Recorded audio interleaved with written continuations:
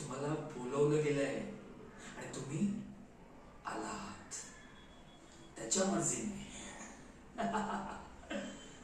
आणि त्याच्या मर्जीशिवाय तुमच्यापैकी कोणीही जाऊ शकत नाही, एवढं लक्षात ठेवा. त्यामुळे ते तुमचं काहीच चालणार नाहीये. जे काही चालायचंय, जे काही ठरवायचंय तो ठरवेल. त्यामुळे हे जे नियम आहे ते मुकाटपणे तुम्हाला पाळायचेच.